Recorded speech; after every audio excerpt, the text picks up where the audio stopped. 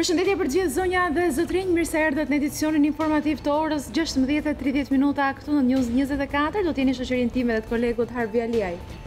Zonja dhe zotrinj, përshëndetje dhe nga unë Harbi, do t'jem me kolegen Senada Jaho, më parë ju njohim me titujt kryesor. Një sasi eksplozivi shpërtheu gjatë natës së kaluar në dyqanin e Drita Lulos, motrës së gjyqtarit të kushtetueses Fatos Lulo, i cili nuk e kaloi vetingun sepse nuk justifikoi dot pasurinë. Mes të tjerash, edhe një sasi parash që i deklaroi si dhuratë prej saj. Kreu i gjykatës së lartë Xhezair Zaganjori u paraqit sot në seancën dëgjimore në Komisionin e Pavarur të Kualifikimit. Sipas këtij komisioni, ai ka shmangur detyrimet tatimore për pronat e tij dhe ka deklaruar shifra të pasakta për vlerën e tyre. Zaganjori u mbrojt duke deklaruar se gjithçka e ka dokumentuar. Prokuroria Rovena Gashi nuk u paraqit sot në seancën dëgjimore në Komisionin e Pavarur të Kualifikimit dhe nuk autorizoi as avokat pasi e cilësoi procesin e rivlerësimit të paragjykuar. KPK vjoi seancën dhe vendimin do ta shpallë më 25 korrik. Kreu i Partisë Demokratike Lulzim Basha paralajmëroi qeverinë se nëse shëmbet godina e teatrit në të njëjtën mënyrë do të shëmben edhe kullat që do të ngrihen në vend të tij. Ai tha se çdo veprim i kompanisë ndërtuese apo ndonjë entiteti tjetër do të bëhet subjekt i ligjit antimafia. Ekstradohet nga Kosova Ahmet Ajeti, 35 vjeç nga Lipiani i Kosovës, i cili më 30 gusht 2005 së bashku me një tjetër tentuan të kryejnë porosin për vrasjen e Lulzim Berishës në Durrës. Presidenti Amerikan Donald Trump është shprehur se mezi pret një takim të dytë me presidentin rus Vladimir Putin dhe e ka ftuar atë në Shtetet e Bashkuara të Amerikës për një vizitë në Vjeshtë, ndërkaq që nuk ka ende një deklaratë nga ana e Rusisë. Laçi është skuadra e vetme që vijon aventurën në Ligën e Europës. Partizani dha shpejt lamtumirën këtij turneu, ndërsa luftëtari largohet me akuzat e tifozëve për trukim të rezultatit.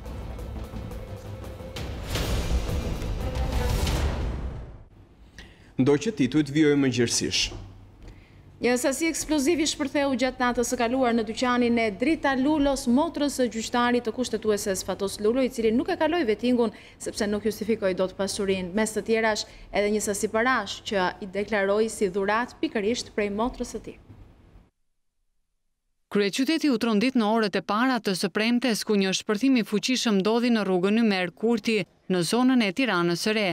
Objektivi i sulmit, që dyshohet të jetë një mesazh, ishte dyqani i boshatisur dhe i nxjerrë në shitje në pronësi të motrës së ish gjyqtarit Fatos Lulo. Një sasi prej 200 gram lëndë eksplozive ka shpërthyer rreth orës 2 të mëngjesit në derën e dyqanit së biznesmenes së njohur Drita Lulo. Për këtë ngjarje, policia po heton, por nuk ka gjetur ende autorët e saj. Ndërkohë që për policinë mbetet ende mister motivi kësaj ngjarje. Në pyetje janë marrë banorë dhe punonjës së zyrave në zonë për të zbuluar ndonjë konflikt të mundshëm. Pasi pronarja e dyqanit ku ndodhi shpërthimi, jeton jashtë vendit. Pas marrjes së njoftimit, policia shkoi në vendin e ngjarjes, ku dhe sekuestroi kamerat e sigurisë, me anë të cilave do të zbulojë autorët e kësaj ngjarje. Dyshohet se lënda plasëse është hedhur nga rruga në drejtim të derës së dyqanit dhe shpërthimi ka ndodhur në shkallë. Sipas banorëve në zonë, shpërthimi ka qenë i fuqishëm, saqë përveç shpërthimit, ata kanë ndjerë dhe një dridhje të fortë. Nga shpërthimi i lëndës eksplozive, e cila nuk është përcaktuar ende se e cilit lloji ka qenë, ka pasur dëme të shumta materiale. Përveç dyqanit të zonjës Lulo, që dyshohet se ishte objektivi i sulmit, dëme të konsiderueshme materiale pati dhe një lokal loto, ngjitur me dyqanin e nxjerrë në shitje, si dhe 5 automjete të parkuara në rrugë. Kryetari i gjykatës së lartë Xhezair Zaganjori është përballur me procesin e vetingut. Kryetari i gjykatës dhe kryetari i gjykatës së lartë Xhezair Zaganjori është përballur sot me këtë proces. Kryetari i gjykatës zotron një pasuri familjare me rreth 58.7 milion lek, ndërkohë që të ardhurat ndër vite llogariten në 99.7 milion lek. Në raportin e ILDKPI thuhet se Zaganjori ka bërë deklarim të saktë ka burimet mjaftueshme financiare dhe nuk ka kryer fshehje pasurie, por përkundër këtyre konstatimeve nga hetimi i trupës gjyqësore vërehet se ka të dhëna kontradiktore për apartamentin në Tiranë me sipërfaqe 293 m2 i blerë në vitin 2001. Subjekti ka kryer deklarim të pasakt për këtë pasuri. Mëtej, KPK deklaron gjithashtu se Zaganjori ka burimet pamjaftueshme financiare si dhe shmangje të detyrimeve financiare. Nuk provohen të ardhurat e deklaruara para vitit 2003, ai rezulton të mos ketë pasuri që mund të jepte me qira edhe pse ka deklaruar se të ardhurat vinin nga qirat. Gjithashtu sipas KPK-s në lidhje me të ardhurat dhe shpenzimet në raport me të gjithë shpenzimet e kryera nga viti 2011 deri në vitin 2014 nuk justifikohen pasuritë e vendosura prej tij. Në përfundim të seancës dëgjimore, vetë Zaganjori u mbrojt duke deklaruar se gjithçka e ka të dokumentuar. Ju lutem, nuk është momenti për dhe një intervista, unë jam njëri i ligjit, derdha respektova procesin, dhash të gjitha sqarimet e mia, me dokumente, me argumente, prandaj ju falenderoj shumë për interesin. U përcaktua edhe data, u përcaktuara. Unë mendoj që i kam dorëzuar dokumentat e duhura, tash nuk e di, ato do t'i vlerësoj. I duhur dhe i thelluar me ju zoti Zaganjori, a keni ju besim te procesi vetingut? Nuk e di, atë do ta shohim sepse unë të gjithë dokumentet që i kam pas, mas dash të shkoj deri në Gjermani që unë të marr të gjitha dokumentet që kërkoj. Ju lutem, ju falenderoj shumë.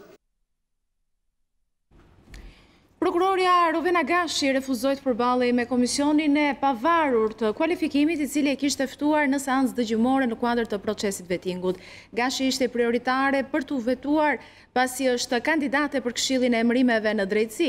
Përpara nisjes së seancës, përmes një njoftimi për mediat, prokuroria Gashi informoi se nuk do të paraqitej në seancë pasi nuk ishin garantuar të drejtat për një proces të rregullt ligjor. Sipas saj, vendimi për shkarkimin nga detyra ishte marrë që në nëntor të 2017-s. Ajo e konsideroi seancën dëgjimore si një arenë diskreditimi publik. KPK bëri të ditur se ka përfunduar vetëm hetimin pasuror për Gashin dhe ende nuk është përmbyllur hetimi për figurën morale dhe aftësitë e saj profesionale. Sipas KPK-s, Gashi ka problematik sa i përket pasurisë. Ajo dhe bashkëshorti i saj, Drita Ngina, gjithashtu prokuror, kanë një apartament tek Shkëmbi Kavajës, i bler në vitin 2011 me vlerën e 80.000 eurove. Sipas KPK-s, në mos përputhje në deklaratën e kësaj pasurie, parat janë paguar cash përpara se të aprovohej kredia. Çifti ka edhe një apartament në Tiranë që sipas Gashit i është dhuruar nga babai i saj. Por sipas KPK-s, babai i prokurores nuk kishte mundësi financiare për ta bler këtë apartament në vitin 2004. Vendimi për Rovena Gashin pritet shpallet në 25 korrik. Gashi ka mbajtur detyrën e drejtoreshës së marrëdhënieve juridiksionale me jashtë në prokurorinë e përgjithshme, por u shkarkua nga kryeprokuroria Arta Marku. News24 siguron pamjet që faktojnë dhunën fizike mbi avokatin Ilia përpara ambienteve të gjykatës së Durrësit. Në pamje, dy agresorët dallohen teksa sulmojnë avokatin, ndërsa ky i fundit denoncoi si porositës së saj prokurorin Arjan Doi. Dhunën e dënoi edhe dhoma kombëtare e avokatisë. Avokati Ilia ishte duke biseduar me një inspektor të policisë së Durrësit para gjykatës së qytetit, kur dy persona afrohen pranë tyre. Këto janë pamje 30 sekondëshe të regjistruara nga kamerat e sigurisë që tregojnë se si u dhunua avokati Ilia. Njëri prej agresorëve të rroqi prej krau inspektorin e policisë për ta larguar nga avokati, ndërsa tjetri qëndroi vetëm me Ilian. Pas një bisede disa sekondëshe, ai godet me grushta në fytyrë mbi avokatin. Në këtë moment nëndimi vjen edhe agresori i dytë. Sulmi mbi avokatin bëhet edhe më i dhunshëm. Ai e ka të pamundur të mbrohet, ndërsa inspektori tenton të afrohet, por nuk mundet të ndërhyjë. Një tjetër kalimtar vjen në ndihmë të avokatit, por me sa duket agresorët përfundojnë misionin e tyre dhe largohen me vrap. Avokati Ilia denoncoi nga spitali se porositës i dhunës ishte prokurori Arjan Doi. Sipas tij, debatet dhe kërcënimet nga ana e prokurorit Doi kishin nisur në një seancë gjyqësore ditë më parë. Dhunën ndaj kolegut të tyre e dënoi edhe dhoma kombëtare e avokatisë, e cila në një deklaratë për shtyp i bën thirrje organeve shtetërore të reagojnë dhe hetojnë mbi ngjarjen. Dhoma kombëtare e avokatisë bën thirrje gjithashtu që të merren masa, me qëllim garantimin e sigurisë fizike ndaj avokatëve, në mënyrë që të ushtrojnë të lirë dhe pa presione profesionin e tyre.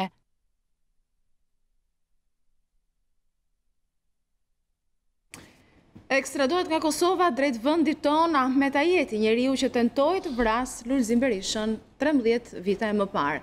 Ahmet Ajeti, 35 vjeçari nga Lipjani i Kosovës, më 30 gusht të 2005-s, bashkë me shtetasin me inicialet OK, të porositur nga dy persona të tjerë, kanë shkuar nga Tirana në Durrës për të vrarë Lulzim Berishën.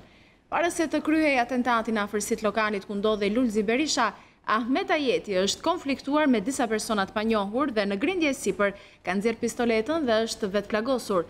Ajeti u shpall në kërkim ndërkombëtar pasi nga Interpol Tirana më datë 7 mars të vitit 2016, pasi gjykata e shkallës së parë për krimet e rënda në Tiranë e ka dënuar me 20 vjet burg për veprën penale vrasje me paramendim dhe armëmbajtje pa leje. Si rezultat i bashkëpunimit e Interpol Tirana me policinë e Kosovës, u bë i mundur arrestimi i tij në Kosovë, duke u finalizuar me ekstradimin e tij drejt vendit tonë. Policia dhe RNA shkojnë për të arrestuar një 38 vjeçar në kërkim për grabitje, hasi në rezistencën e autorit i cili shfaqet me thik në dorë. Policia kundër përgjigjet me armë duke qelluar në këmbë autorin. Gaço Gjini rezulton një person me precedent të mëparshëm penal, si grabitje banke dhe dhunë ndaj forcave të policisë. Ngjarja krijoi panik ndërkaq tek pushuesit në radhim. Pas dërmiut, breshëritë e armëve krijojnë panik tek pushuesit në radhim. Të herë bëhet fjalë për një operacion të forcave RNA për arrestimin e një të shpallurin në kërkim për vjedhje dhe armbajtje pa leje. Ka qenë ora rreth 16:30 minuta kur policia ka zbarkuar në radhim për të arrestuar Gaço Gjinin, 38 vjeç, i cili fshihej në banesën e vjerrit të tij. Policia i ka bërë thirrje që të dorëzohej, por ky i fundit ka bërë rezistencë duke dalë jashtë banese me thik në dorë dhe duke tentuar të godas një prej punonjësve të policisë. Siç njofton policia në njoftimin zyrtar, efektivi në kushtet e vetë mbrojtjes e ka neutralizuar duke e goditur me armë 38 vjeçarin në këmbë. I plagosuri më pas është dërguar në spital dhe ndodhet jashtë rrezikut për jetën, ndërsa ndaj tij shtohet edhe një akuzë tjetër. Sipas dëshmive, në vendin e ngjarjes të shtënat me armë kanë vijuar gjatë, duke krijuar panik tek pushuesit që ndodheshin në një hotel fare pranë vendit të ngjarjes. Në zonë kanë zbarkuar disa autoblinda dhe forca të shumta policore. Pas ngjarjes në radhim, vjerri Gaço Gjinit mohon akuzat ndaj dhëndrit të tij, ndërsa akuzon policinë se terrorizoi të gjithë familjen. Ne morëm vesh që nga çupa që ka hyrë 500 policia aty brenda e kanë terrorizuar familjen. Dhëndri juaj ka qenë i shpallur në kërkim? Po e kanë shpallur që kur isha i kryetari Degs, ai degeneruar i parë. Që është vetë në kërkim ai i korruptuar. Pse nuk është dorëzuar kur ka qenë në kërkim? Nuk është dorëzuar vetë, ka pse dorëzohem sot. Përse do dorëzohem sot? Vajza qa ju tha, qa ndodhi sot, pra e kanë ardhur, e kanë arrestuar, çfarë thotë? Vajza ish pandemja, ra pandemja. Me 12 metur të smurësi. Ai kërkohet për grabitje banke, për plagosje? Jo, s'ka grabit asgjë. Le, tani mund t'i fusin çdo ashtu aty. Gaço Gjini rezulton një emër i njohur për policinë me precedent penal të mëparshëm. Në 24 janar të vitit 2016 ai ka goditur 2 punonjës policie pranë drejtorisë së Vlorës, së bashku me Lorenz Gjinin. Gjithashtu, Gaço Gjini ka qenë i akuzuar dhe për grabitjen e një banke të nivelit të dytë në 11 gusht po të vitit 2016, por prokuroria nuk gjeti prova duke pushuar hetimet për 38 vjeçarin.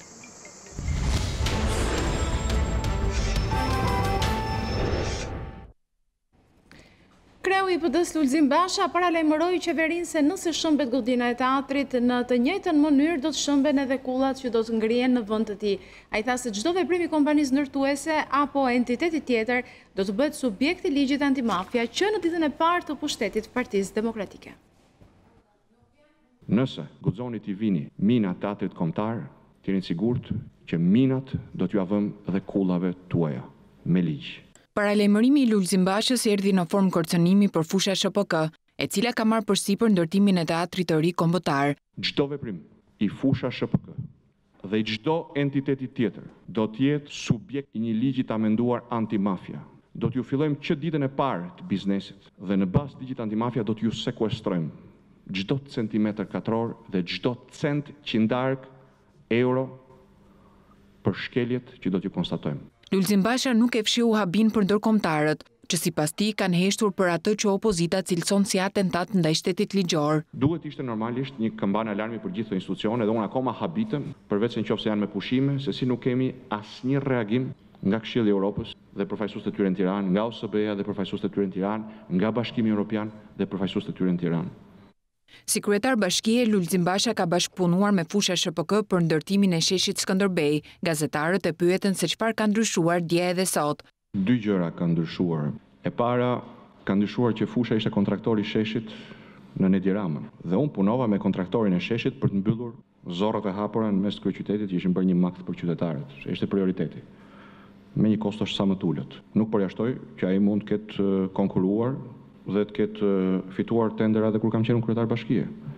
Po s'kam bërë asnjë kull, as me fushën, as me kodrën, as me malin. Pas ezaurimit të hapave ligjor, Lulzim Basha thot se popullit i linde drejta të rezistojnë në të gjitha format.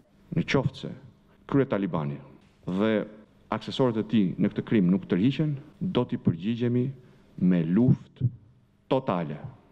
Opozita i ka syt nga Ilir Meta, por edhe nëse presidenti vendos të dëgjojë zërat që i kërkojnë të mos e dekretojë ligjin, akti i tij është thjesht formal, pasi me forcën e kartonave majoranca mund ta kalojë sërish ligjin në parlament, qoftë edhe përmes një seance të jashtëzakonshme.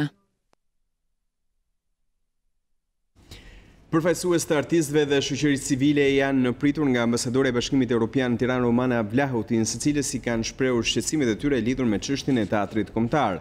Ata parashtruan të gjitha opsionet e tyre sa i përket mundësisë për rikonstruksionin e godinës. Paraditjen e kësaj të premte e përfaqësues të artistëve dhe shoqërisë civile janë pritur nga ambasadori e Bashkimit Evropian, Romana Vlahutin, për të shprehur shqetësimet e tyre lidhur me çështjen e teatrit kombëtar. Folëm atje për çështjet të rëndësisë historisë së kësaj godine dhe të institucioneve, për çështjet të trashëgimisë dhe për çështjet të drejtës publike mbi sipërfaqet të cilat janë gjithashtu sipërfaqe publike. Bëm të qarta të gjitha qëndrimet tona përsa i përket kësaj çështje që jemi kundër shëmbjes arbitrare të këtij teatri, kundër tjetërsimit të pronës publike, kundër ndërtimit me PPP. Artistët shpresojnë se ky takim nuk do të jetë i fundit me përfaqësues të Këshillit të Europës. Çelo Alia u shpreh se ata parashtruan të gjitha opsionet e tyre sa i përket mundësisë për rikonstruksionin e godinës së teatrit kombëtar. Morëm edhe konfirmimin se Bashkimi Evropian e ka mbajtur shënim, po shikon me vëmendje obligimet e Shqipërisë në lidhje me marrëveshjen e stabilizimit dhe asociimit dhe gjithashtu dhe në raport që ka Shqipëria me çeljen e negociatave dhe se do të marrim një përgjigje besoj nga Bashkimi Evropian dhe nga Komisioni këtu se çfarë do të kenë ato që do të gjejë Bashkimi Evropian mbi këtë çështje nga shërbimet e veta. Gjithashtu, ata i bën thirrje edhe një herë presidentit Ilir Meta që të mos e dekretojë ligjin. Artistët refuzuan formatin e propozuar nga zonja Vlahutin për të patur në takime dhe forumin e trashëgimisë kulturore. Ndaj në takim morën pjesë Robert Budina, Cecilia Plasari, Neritan Liçaj, Aler Çelo Alia, Rudi Erebara, Elsa Demo dhe përfaqësues të shoqërisë civile. Në takimin me kryetarët e bashkive në vend lidhur me projektin turistik 100 fshatrat, kryeministri Edi Rama u bëri thirrje drejtuesve të pushtetit vendor që ta harmonizojnë përpjekjet dhe së bashku me qeverinë, të japin në jetë programit për zhvillimin rural duke rritur ekonominë familjare lokale. Rama tha se duhen të rrequr kursimet e emigrantëve si investime me sukses të garantuar në agroturizëm. Kryeministri Rama në një takim me drejtues të pushtetit vendor i ka kërkuar këtyre të fundit që ta mbështesin në projektin turistik 100 fshatrat, duke cilësuar si element kyç harmonizimin e përpjekjeve mes pushtetit vendor dhe qeverisë. Është një element kyç harmonizimi i përpjekjeve midis pushtetit vendor dhe qeverisë. Në rastin konkret, Agjencisë së Zhvillimit Bujqësor dhe Rural, Ministrisë së Bujqësisë për të promovuar zhvillimin ekonomik me instrumentat që na mundëson programi mbështetjes për fshatin. Në këtë takim, kryeministri Rama bëri thirrje për bashkëpunim më të madh me bashkitë për të zhvilluar turizmin rural, rritur ekonominë familjare dhe lokale, si dhe për të tërhequr kursimet e emigrantëve si investime me sukses të garantuar në agroturizëm. Mbështetja juaj si kryetar të bashkive është e domosdoshme, qoftë për të ndarë së bashku me përfaqësuesit e qeverisë të gjitha planet ekzistuese, dhe qoftë për të organizuar së bashku për një projekt brenda këtij programi që ka të bëjë me sensibilizimin e emigrantëve, të atyre që janë larguar nga fshati dhe që me siguri do të jenë të interesuar të vlerësojnë mundësinë e investimit në fshatin e tyre, në shtëpinë e tyre. Në të gjithë territorin e vendit janë identifikuar një numër i caktuar fshatrash që synojnë të kthehen në destinacione të reja turistike. Nga Korça, kreu e Luiznit Artan Lame lajmëroi të gjithë pronarët dhe ndërtesave të para viteve 1991 se në shtator nis legalizimi i objekteve të tyre. Me qëllim formalizimin e pasurive, Lame tha se vendimi i ri lehtëson procedurat dhe zgjidh një problem të mbartur ndër vite.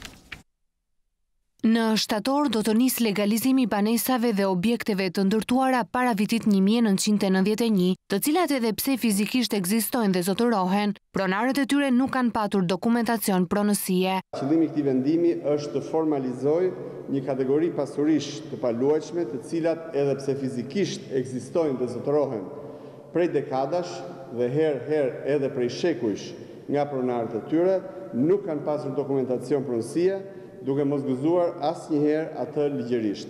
Mjafton të kujtoj këtu absurdin që edhe qytete si Gjirokastra, si Shkodra, si Berati, si Korça ku jemi sot, si Elbasani, i kanë ende të papajisura me dokumente pronësie shumicën e pronarëve të banesave në lagjet e tyre historike.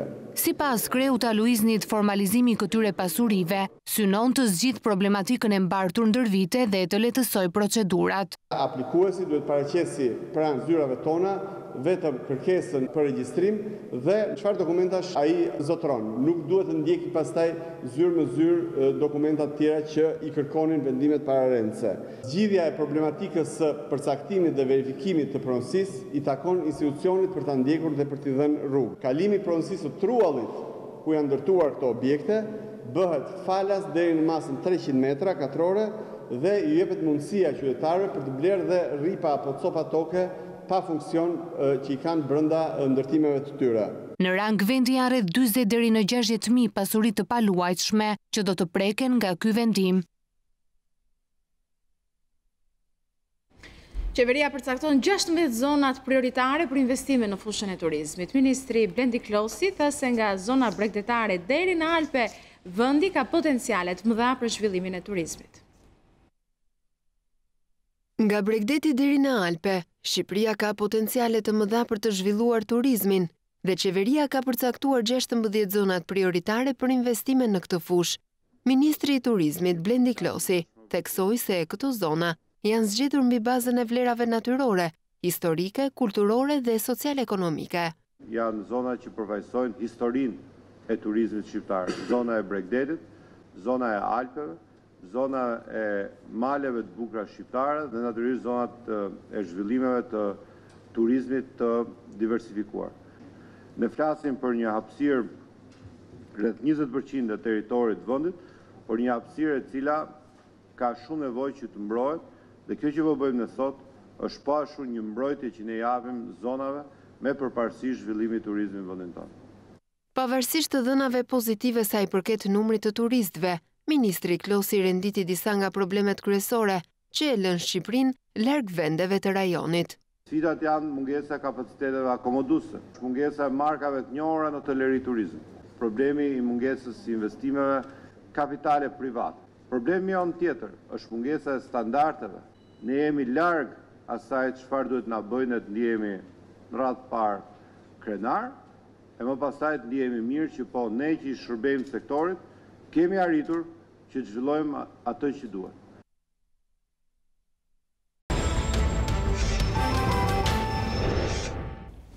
Kthehemi drejt për së drejti, do të vjojmë me lajmet.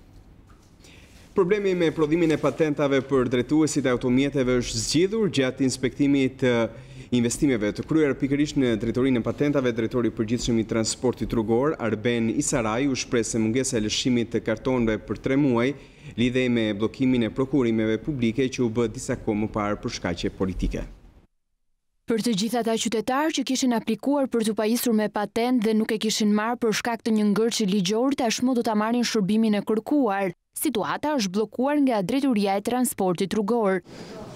Përfundimisht zgjidhur dhe një merak që kanë pasur qytetarët, të cilin e kemi të pas krijuar jo për arsye tona, por për arsye të zgjidhjeve politike të momentit, të cilat kanë krijuar një diferencë 3 mujore në bllokimin e të gjitha llojet e prokurimeve. Deklarata e kreut të Drejtorisë së Përgjithshme të Shërbimeve të Transportit Rrugor u bë gjatë inspektimit të investimeve të kryera në Drejtorinë Rajonale të Shërbimit të Transportit Rrugor, i shoqëruar edhe nga Ministri Gjiknuri. Sistemi është i gjithë i kompjuterizuar, shumë shërbime kanë filluar të jepen online dhe kjo reformë që ka filluar në Drejtorinë e Përgjithshme të Transporteve, në zyrat kryesore, siç e tha dhe drejtori në Tiranë dhe në disa qarqe tjera, gradualisht do shtrihet në të gjithë vendin. Kuptohet, do të marrë kohën e saj sepse kërkojnë investime, kërkojnë trajnime, por e rëndësishme është që ne kemi një plan të qartë. Me investimin e ri, koha e shërbimit për qytetarët është përgjysmuar dhe nuk i kalon më shumë se 20 minuta. Drejtoria Transportit Rrugor në Tiranë regjistron 60% të automjeteve në rang kombëtar. Tregtonin mish jashtë kushteve higjieno-sanitare, Autoriteti Kombëtar i Ushqimit gjobit 3 subjekte në Berat. Aku gjatë kontrolleve të nisura për disiplinimin e therjeve dhe tregtimit mishit, konstatoi 3 subjekte në qarkun e Beratit që tregtonin mish në mungesë të dokumentacionit shoqërues veterinar. Një subjekt në Kuçov dhe 2 në Berat tregtonin mish keqi pa vurë dhe certifikat veterinare. Subjekteve ju bllokua produkti si dhe u gjobitën me vlerën 100.000 lekë. Autoriteti Kombëtar i Ushqimit apelon konsumatorët të jenë të kujdesshëm në blerjen e produkteve shtazore, duke kërkuar informacione në njësitë e tregtimit mishit. Një urë në fshatin rreth bazë në matë ka në dorë fatin e plot 12 fshatrave. Mbi 2 vite e shkatruar, ajo është e pakalueshme nga banorët duke izoluar ata totalisht. I vetmi apeli përsëritur i tyre është rregullohet ura pasi kalimi në këmbë mes përmes lumit po shkatron jetën e tyre. Kjo është sakrifica që bën vogëlushja 13 vjeçare nga fshati rreth e bazë për të kaluar në anën tjetër të lumit ku ndodhe dyqani dhe për të bler ushqimet. Në mungesë të urës ajo është e detyruar të zbath atletet dhe të ecë me frikë mes baltës. Kjo është mënyra e vetme që vogëlushja të shkojë në destinacionin e saj, kalon mes përmes lumit duke rrezikuar. E kthimi mbetet sërish i njëjtë. Mungesa e urës lidhse ka izoluar plot 12 fshatra në matë. Ura ka mbetur e tillë që prej nëntorit të 2016-s, kur fryrja e lumit e shkatroi atë duke nxjerrë jashtë funksioni. Fëmijë të rritur të moshuar e gjithkush në këto fshatra vuan pasojat e harresës. Ka 2 vjet që ne s'kalon njëri këtu më. Pa tjetër se vetë jetën rrezik këtu. Janë shumë lagje këtu, që fillen në Kalvash, Shollavile, të gjithë në kjo urë në shërbent, që të lidh me autostradën. Ne më para shkojmë në Tiranë, se sa dalim në Borrell, në këtë rrugë që kemi. Të bëhet një urë shëndor, një urë drase, dhe urë teli. Po e që këtë bëjë ure, kanë hishë fëmijët nga shkolla, nuk i lënë tu se s'ka ku të kalen fëmijët. Kanë ndërprej shkolla, kanë filluar për Borrell, duke paguar makina për të qenë në qytet, se s'kan ku të kalojnë. Mungesa e urës izolon qindra banor, i ndan njerëzit nga njëri tjetri në të mirë dhe në të keq. Kemi me të izolu, kemi kushret, kemi fajsin, kemi hale, mort, desëm, e të kemi malë me delë për te. Smuhet një, e kemi sirë për te një në shpaj, ke malë me shku me e pa. Tu janë një 12 fshatra. Shishurak, mbrush, prel, macokull, kemi mish, kemi njerës kretë në shitor lidhë. Dimri është i frikshëm për banorët e fshatit rreth e bazë. Kur niveli i ujit rritet nga rreshjet e dendura, banorët e kanë të pamundur të kalojnë anën tjetër, ose në të kundërt rrezikojnë jetën e tyre, duke u zvarritur në për ato që kanë mbetur në këtë urë. Banorët e fshatit Poçes në Korç kanë filluar të kultivojnë bimët medicinale si të vetmen mënyrë për sigurimin e të ardhurave. Kjo për shkak se këto bim kanë një treg relativisht të sigurt. Kulturat e tjera bujqësore si gruri, misri dhe duhani u mbeten pashitur. Në kushtet e mungesës së punës dhe të ardhurave, banorët e fshatit Poçes në Korç kanë filluar të kultivojnë bimët medicinale si të vetmen mënyrë për sigurimin e jetesës. Kjo është luleciani. E kemi zgjedhur për të jetuar. Mbollëm duanin nuk na leverdisi se kemi 2-3 vjes kemi marrë lekët. Edhe u detyruam të mbjellim këtë. Mungesa e tregut për bime tradicionale si gruri, misri, por edhe duhani kanë bërë që fremerët e këtij fshati të orientohen drejt bimëve mjekësore për shkak edhe të sipërfaqes së vogël të tokës që disponojnë. A ka treg për lulën e cianit? Keni filluar? Çfarë flitet? Neve nuk i kemi shitur akoma, në shtëpi kemi. Do që Njërë thonë me 5.000, me 6, me 7, nuk kemi shitur, nuk. Kam vazhduar shkollën për financë, tani punoj në shtëpi. Me mamin, me babin, me këto. Këtu s'kemi se me çfarë të merremi. Kjo është mundësi e mirë për këto 3 muajt e pushimeve. Tregu relativisht I sigurt për shitjen e produktit, por edhe fitimet më të larta, kanë bërë që sipërfaqet e mbjella me lule ciani, një bimë mjekësore mjaft e kërkuar, të shtohen. Fitimet janë më të arsyeshme. Fitojmë më shumë se prodhimet e tjera, kultivimet e tjera nuk kanë leverdi, nuk na japin. Vete I shtëpia tjene pike grumbullimit, për shumë mirë kanë qenë me 7.000 lekë I si vit. Vjet edhe si vjet, kurse vitet e tjera 1-2 vjet përpara kanë qenë dobët fare. Si vjet I kemi patur shumë mirë. Mbillja dhe kultivimi I bimëve mjekësore mbetet ka të paktat veprimtari fitimprurse për fermerët. Vërtetemi çalë të rrojmë të ambuk, s'kemi çalë ja këta merremi të 2 muaj, punojmë të gjë tjetër s'ka. Punë s'ka që të vesh. Edhe nga që dalësh e shteti nga Greqia vete me sezone, nga një muaj e gjysmë, kur ka.